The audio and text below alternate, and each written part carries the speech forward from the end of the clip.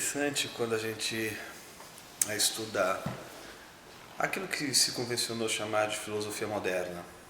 E a gente descobre que o ponto fundamental daquilo que a gente chama filosofia moderna foi uma espécie de questionamento sobre a confiabilidade daquilo que a gente aprende pelos sentidos. E eu estou me referindo aqui à obra que entrou e que marcou essa história, que foi a obra de Descartes, não é? Onde ele trabalha as suas meditações metafísicas, onde ele trata da questão de onde está o fundamento do nosso conhecimento. E é muito interessante que ele parte de um pressuposto cético, não é? Uma ideia de que aquilo que nos engana não merece confiança, por mais que nos engane uma vez, já não será digno de confiança, simplesmente porque pelo menos já nos enganou uma vez. Como os sentidos, a gente pode ver que pelos sentidos a gente se engana, então ele chega à conclusão de que de fato a gente não poderia confiar nos nossos sentidos. E aí ele parte de um pressuposto filosófico que é absolutamente, que vê de um ponto de vista negativo a nossa apreensão sensorial da realidade.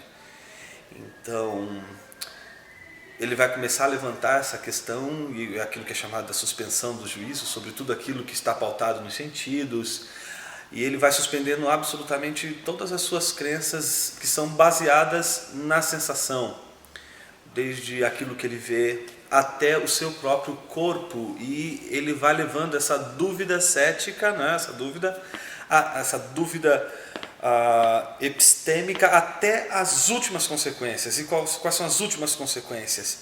Duvidar do seu próprio corpo. E quando ele ultrapassa essa fronteira, ele chega diante de um ponto em que que a dúvida não consegue se sustentar, que é a dúvida em relação ao próprio ato de duvidar. E é aí que ele chega a famosa sentença dele, cogito ergo sum, penso, logo existo.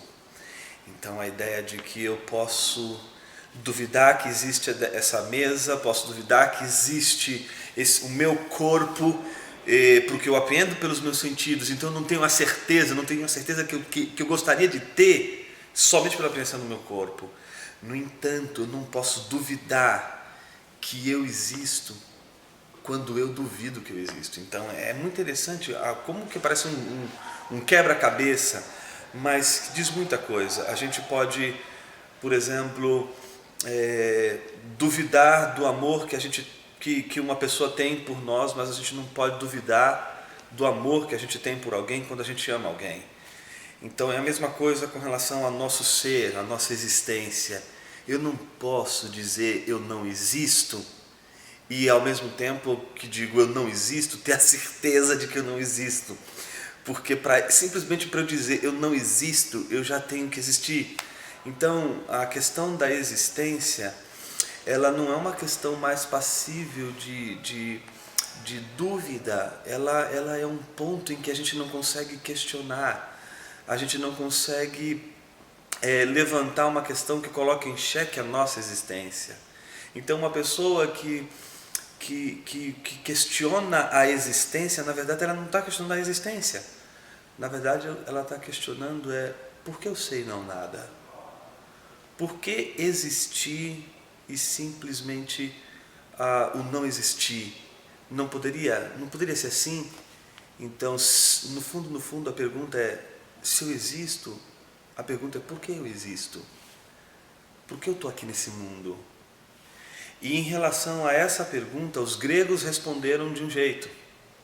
Os filósofos modernos responderam de outro. Os marxistas respondem de um jeito. Os religiosos respondem na sua diversidade religiosa de um jeito. E o cristianismo, o evangelho, também responde essa questão. E ela responde essa questão dizendo que nós existimos porque Deus nos criou, porque Deus e é a vontade de Deus que a gente exista. Então, nesse sentido, o homem existe como obra da criação, ele é fruto da criação, e na perspectiva cristã, a existência ela não é uma condição ou uma situação que é fruto do acaso, ela é fruto e obra da vontade de Deus, da intencionalidade de Deus, da inteligência de Deus. Então, o cristianismo é uma visão bastante otimista com relação à existência humana, e ela vê na existência humana, no próprio existir humano, uma reverberação e uma expressão do ser de Deus. Tanto é que se a gente não acreditar que nós não existimos, se nós chegarmos a uma dúvida cética, que aí na verdade não é uma dúvida cética, isso é um absurdo, ao ponto de dizer eu não existo, a gente cairia dentro de um absurdo. Portanto, quando o cristão diz eu existo, no fundo o que ele está dizendo é eu tenho um sentido, eu tenho uma razão de ser, e o que a gente faz na vida é procurar essa razão de ser, e o cristianismo diz qual é a razão de ser, ou seja, o fim último do ser humano, o fim último da existência humana está no seu começo, está em Deus.